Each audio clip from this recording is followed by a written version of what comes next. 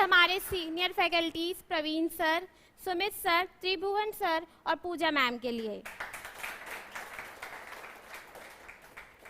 कार्यक्रम को आगे बढ़ाने से पहले मैं आपको गुरुकुल के बारे में कुछ बताना चाहती हूँ। गुरुकुल प्राचीन शिक्षा प्रणाली पर आधारित है, जहाँ गुरु के मार्गदर्शन में स्टूडेंट्स 24 घंटे रहते हैं। यहाँ शिक्षा के साथ डिसिप्लिन भी मेंटेन किया जाता है। बच्चों को डेली डायरी फिल करनी होती है और अपना रूटीन फॉलो करना होता है, जिसमें 13 घंटे का स्टडी प्लान शामिल है। गुरुकुल में बाकी इंस्टीट्यूट्स की तरह सिर्फ पढ़ाया नहीं जाता, यहाँ पर एक्टिव लर्निंग के माध्यम से स्टूडेंट्स के व्यक्तित्व का विकास किया जाता है, क्योंकि आईएएस व्यक्ति नहीं व्यक्तित्व का इम्तिहान है, जैसा कि हमारे एमडी ओजांग सर कहते हैं।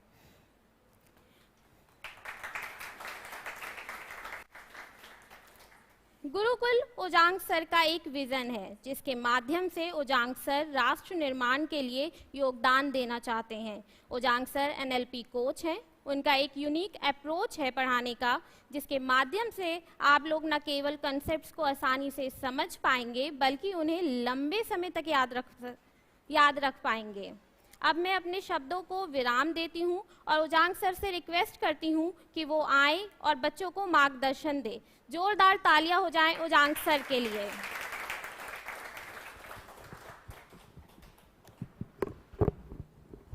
Thank you रेनुमा।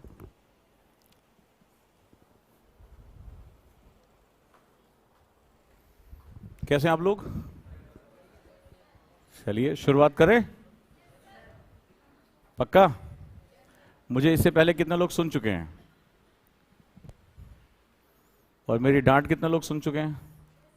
हाँ, जो मेरी क्लास में बैठने का एक पहला नियम है कि बिना पेन और पेपर के आप नहीं बैठेंगे। कितने लोग ऐसे हैं जो बिना पेन और पेपर के यहां बैठे हुए हैं? बिल्कुल। और ईमानदारी से बताएं, इनको कुछ पेपर्स मुहैया कराए जाएं, इनको दिए जाएं। समझ गया था मैं। ये बड़ा ज़रूरी होता है, क्योंकि जब हम कहीं जाते हैं, किसी गुरु को सुनते हैं, तो आप एक बहुत बड़ी चीज़ इन्वेस्ट करने जा रहे हैं। आपको पता है वो क्या है? समय। और ये एक ऐसी चीज़ है जिसको एक बार आपने इन्वेस्ट कर दिया तो आप दुनिया की सारी ताकत लगा दी, जिसको दोबारा खरीद नहीं सकते, कभी नहीं खरीद सकते। और आप यहां बैठे हैं, जम्मू कश्मीर में कोई बैठा है, कन्याकुमारी में कोई बैठा है और यूपीएससी की तैयारी कर रहा है। यही एक इकलौता रिसोर्स है जो आपके पास और उसके पास बराबर है। भाषा अलग हो सकती है, रंग रूप अलग हो सकता है, क्लाइमेट अलग हो सकता है, ज्योग्राफी अलग हो सकती है, ओरिएंटेशन अलग हो सकता है, बट अगर एक चीज समान है, वो क्या है? समय। तो अगर आप लोग गुरुकुल में आए हैं तो सबसे पहले जिस चीज की आपको सबसे पहले इज्जत करनी है, अपने गुरु से भी ज्यादा, वो है अपने समय की। क्योंकि जो समय की इज्जत कर पाएगा वही गुरु को ध्यान से सुन पाएगा, और जो अपने गुरु को ध्यान से सुन पाएगा वही गुरुकुल का हिस्सा बन पाएगा। कुल यानी परिवार, परंपरा। तो गुरु का परिवार है ये गुरुकुल। तो गुरु के परिवार में एक हिस्सा बनने के लिए पहली शर्त है पात्रता, जिसे कहते हैं एलिजिबिलिटी क्राइटेरिया। सुना हो ना ये शब्द कि आप एलिजिबल हो या नहीं हो? तो एलिजिबल वो होगा जो वास्तव में अपने समय की कदर करता है। और समय की कदर करने का क्या मतलब हुआ? How to respect your time. मूर्ति बना के फूल चढ़ाना। और क्या चीज है? समय की कदर कैसे करते हैं? How to respect your time. Pen नहीं लेकर आए थे? गुड। हाँ, तुम ज्यादा अच्छा बता पाओगे।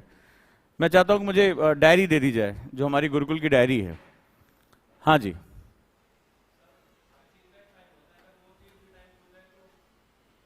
हर चीज का एक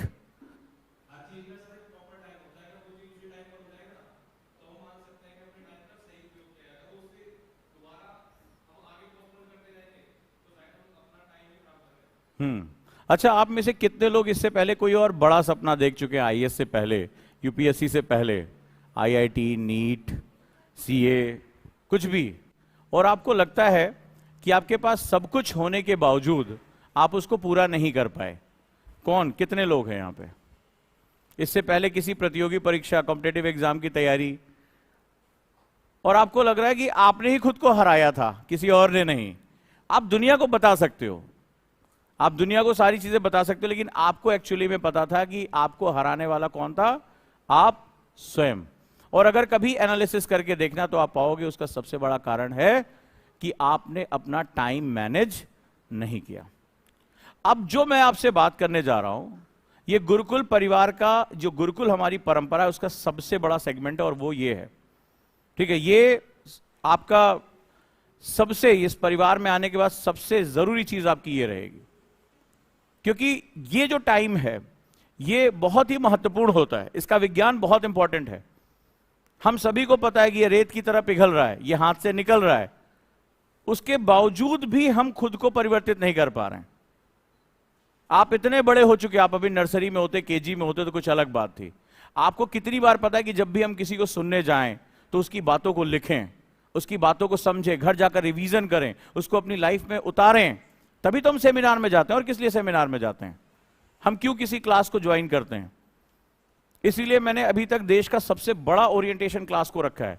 ये हफ्तों चलेगी, ये लगातार चलेगी, क्योंकि मुझे पता है कि एक बार बोल देने और तुम्हारे एक बार सुन लेने से अगर कुछ बदल जाता तो ये उम्र चौथी और 5वें साल में थी, अब नहीं रह गई है।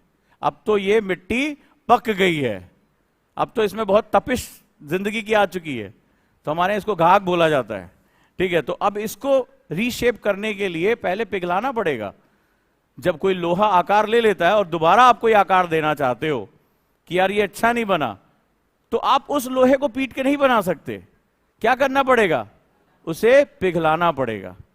तो पिघलाने का नियम क्या है? पिघलाना, इसका मतलब आपको एक्स्ट्रा ताप देना पड़ेगा। यानी यहां का जो माहौल है, यहां का जो एटमॉस्फेयर है, ये वही है। आपको ताप मिलने जा रहा है। ये जो शेड्यूल यहां पर बनाया जा रहा है, जो आपको ये कहता है कि आपका जो रिसोर्स है 24 घंटे, गुरुकुल सिर्फ 24 घंटे का एक खेल है। हम प्रतिदिन की बात करते हैं, सुबह उठने से लेकर रात में सोने तक। ना हम कल की बात कर रहे हैं, ना हम परसों की बात कर रहे हैं। हमारी ट्रेनिंग ये एक दिन की है, आज का दिन, बस तुम्हें इस पे फोकस रखना है।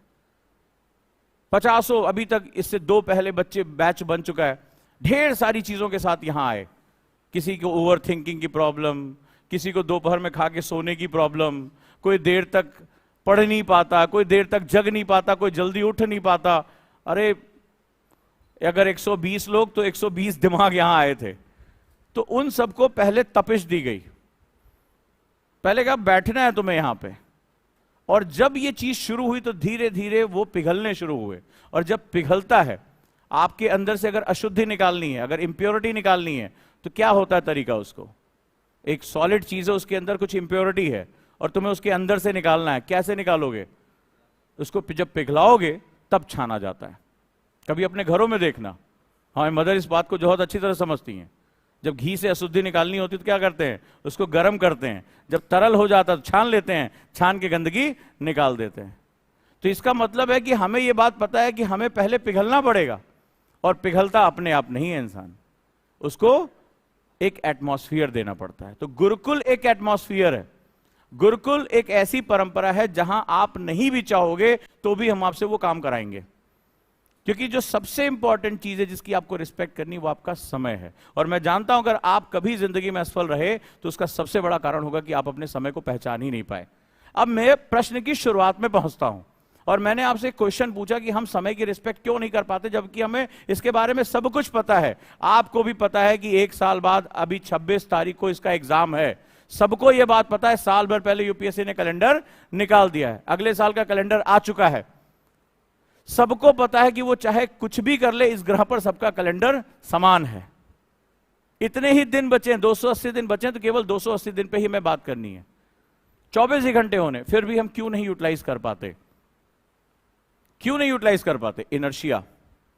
ये जो आदतें होती है, मैंने अभी वर्ड यूज किया पका घड़ा, ये हमें बार बार वहीं पे घुमा के ले जाता है।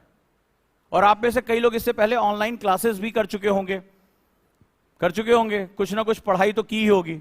अभी अभी ऐसा तो नहीं कि चंद्रयान 3 गया था, जैसे हमारे कुछ नेता बोल गए कि हम बधाई देते हैं जो लोग गए हैं सकुशल वापस लौट आए। कल देखा आपने, काफी वायरल हुआ है हम उनके वापस लौटेंगे तो हम बहुत बड़ा सम्मेलन करेंगे, ये भी किसी ने बोला है, ठीक है, उनके आने की। उनको पता ही नहीं था कि वहां कोई गया ही नहीं, कोई रोबोट गया हुआ है, तो उन्होंने आने पे जो है बहुत बड़ा भव्य समारोह और फलाना फलाना सब कुछ उन्होंने डिक्लेयर कर दिया। तो कुछ कुछ हमारे साथ भी ऐसा ही होता है। तो अगर आप इस ग्रह पे हैं तो आपको सीधा सा सिंपल सा मतलब है कि आपको इन 24 घंटे को यूटिलाइज करना पड़ेगा। हमारी सबसे बड़ी गलती होती है कि हम अपने समय की फंडामेंटल यूनिट को छोड़ने की बजाय, आप अंदाजा लगाइएगा आप में से कितने लोग होंगे जिससे किसी बोला यार 2024 में आईएएस बनना है, 2025 में आईएएस का एग्जाम देना। कितने हम कैजुअली बात बोलते हैं, बोलते हैं कि नहीं बोलते हैं? 2026 में यूपीएससी देना है, ऐसे ही बोलते हैं। कई बार अपनी किताबों में लिख भी लेते हैं 2025 आईएएस कैडर फलाना ढिकाना, इस तरह से हम बड़ा सुंदर सुंदर लिखते भी हैं। लेकिन यकीन मानो, आप अपने आप से एक्सपीरियंस करके बोलो कि अगर आप ऐसा जब सोचते हो तो आपके दिमाग में विजुअलाइजेशन क्या आता है? बड़ा रिलैक्स का ये आता है ना कि अगले साल एग्जाम देना। अभी कौन सा चल रहा है? 2023। अगले साल मुझे एग्जाम देना है। और जैसे ही ये बात हमारे दिमाग में आती है हम बड़ा रिलैक्स हो जाते हैं, हमें प्रेशर फील नहीं होता है। ऐसा होता है? वो प्रेशर, अभी जैसे किसी ने कहा कल एग्जाम है, आप देखिए अचानक से आपका कंसंट्रेशन बढ़ जाता है, आपकी नींद गायब हो जाती है, आप बहुत मेहनत से पढ़ने लगे। ऐसे आपने कितनी परीक्षाएं जिंदगी में पास की होंगी, पलट के देख लीजिए, अचानक से आपके अंदर दिव्य शक्तियां जागृत हो जाती हैं। तो समय को लेकर हम बहुत कैजुअल हैं, और ये जो कैजुअलिटी है ये डे वन से हमें ये सिखाया जाता है कि एनसीईआरटी कैसे पढ़े, हमें सिखाया जाता है कि बिपिन चंद्रा कैसे पढ़े, हमें सिखाया जाता है लक्ष्मीकांत कैसे पढ़े, लेकिन हमें यह नहीं सिखाया जाता कि जिस समय के अंदर आपको यह पढ़ना और लिखना है, दो बातें मैं कह रहा हूं, रीड एंड